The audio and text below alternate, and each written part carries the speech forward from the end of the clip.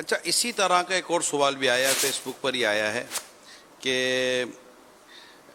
مولا مشکل کشا حضرت علی کے تحفے، یعنی یوں سوال آیا ہے، اے اللہ مولا مشکل کشا حضرت علی کے طفیل ہماری مشکل آسان فرما، یہ دعا کرنا اور یا علی مدد کہنا کیسا ہے؟ یہ پورا سوال آیا ہے۔ ہم مطلب اس میں کوئی ویسا شرعاً تو کوئی حرج نہیں ہے، دیجیے۔ جی دونوں صورتیں درست ہیں، یعنی بطور وسیلہ بھی مولا کائنات مولا مشکل کشا کرم اللہ تعالی وجہہ الکریم کو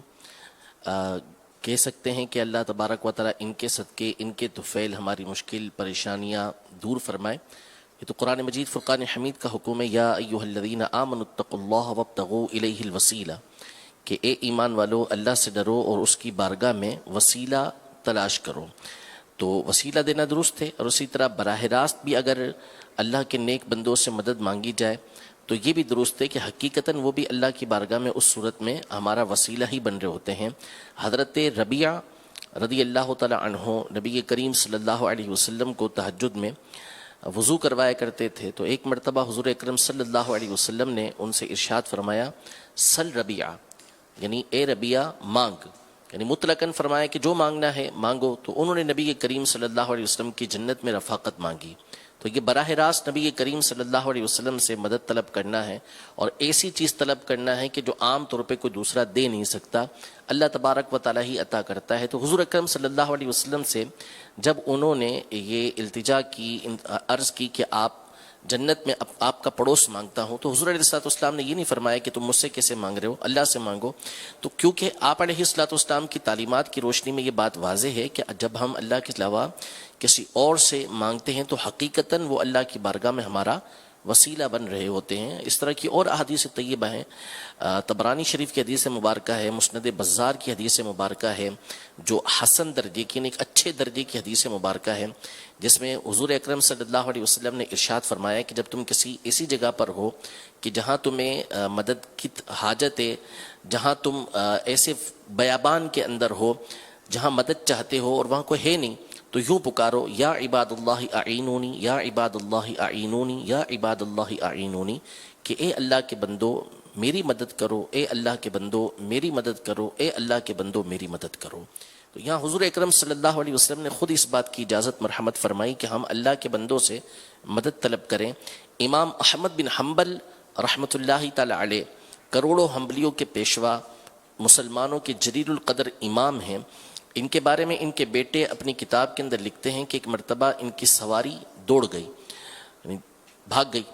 تو انہوں نے اسی حدیث پر عمل کرتے ہوئے یوں کہا کہ یا عباد اللہ احبسونی، کہ اے اللہ کے بندو میری اس سواری کو روکو۔ ان کے بیٹے کہتے ہیں کہ اسی وقت وہ سواری اپنی جگہ پر رک گئی۔ امام طبرانی رحمۃ اللہ تعالی علیہ اس حدیث مبارکہ کو نقل کرنے کے بعد فرماتے ہیں کہ ھذا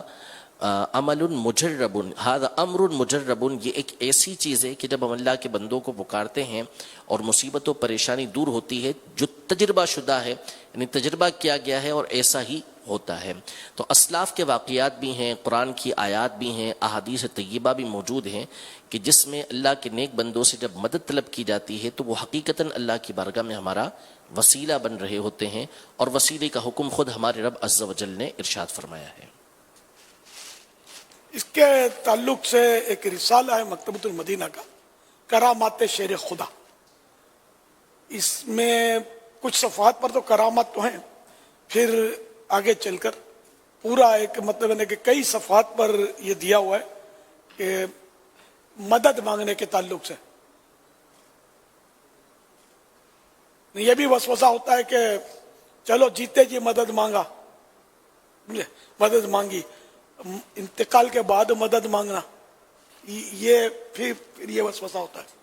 تو اس کا بھی آپ اس میں، اس کا جواب اس میں ہے، اس رسالے میں ارشاد فرمائیں۔ اس میں بھی بہت ساری احادیث طیبہ موجود ہیں، جیسے جنگ یمامہ کا یہ واقعہ موجود ہے جو تاریخ ابن اسیر میں بھی ہے اور تاریخ ابن کثیر میں بھی ہے کہ حضرت ابو بکر صدیق رضی اللہ تعالی عنہ کے زمانے میں جب یہ جنگ ہوئی مسیلمہ کذاب کے خلاف، تو وہاں مسلمانوں کا نعرہ ہی یہ تھا کہ یا محمدہ، یعنی یا رسول اللہ ہماری مدد کیجیے۔ حالانکہ حضور علیہ الصلوۃ والسلام کو دنیا سے پردہ فرمائے یعنی حضور علیہ الصلوۃ والسلام کا وصال ہوئے سالوں گزر چکے تھے، 2-3 سال گزر چکے تھے، اس کے باوجود صحابہ کرام علیہم رضوان کا نعرہ یہی تھا۔ اسی طرح حضرت عمر رضی اللہ تعالی عنہ کے زمانہ خلافت کے اندر جب قحط پڑا اور بارشیں نہیں ہو رہی تھیں تو حضرت بلال بن حارث المزنی رضی اللہ تعالی عنہ یہ نبی رحمت صلی اللہ علیہ وسلم کے دربار اقدس پر حاضر ہوئے اور حضور علیہ الصلوۃ والسلام کی بارگاہ میں عرض کی کہ یا رسول اللہ صلی اللہ تعالی علیہ وآلہ وسلم بارشیں نہیں ہو رہی اور لوگ جو ہے وہ بھوک کی وجہ سے مر رہے ہیں، تو آپ اللہ سے ہمارے لیے بارش طلب کیجئے۔ حضور اکرم صلی اللہ علیہ وسلم ان کے خواب میں تشریف لائے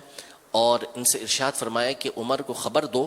کہ ان کے اوپر بارش ہوگی۔ انہوں نے جا کے خبر دی اور کچھ ہی دنوں کے بعد جو ہے وہ قحط دور ہوا اور بارشیں برسنے لگیں۔ یہ نبی کریم صلی اللہ علیہ وسلم کے وصال ظاہری کے بعد دنیا سے پردہ فرمانے کے بعد حضرت بلال بن حارث المزنی رضی اللہ تعالی عنہ کا معاملہ ہے، اور انہوں نے آ کے صحابہ کرام علیہم رضوان کے جمع غفیر میں حضرت عمر رضی اللہ تعالی عنہ کو اس بات کی خبر دی اور حضرت عمر رضی اللہ تعالی عنہ نے اس کو برقرار رکھا۔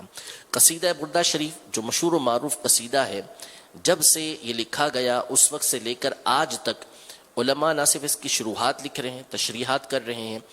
بلکہ عرب و عجم میں ہر مقام پر یہ قصیدہ بردہ شریف پڑھا جاتا ہے۔ اس کا بڑا مشہور و معروف شعر ہے، یا اکرم الخلق مالی من الوذ به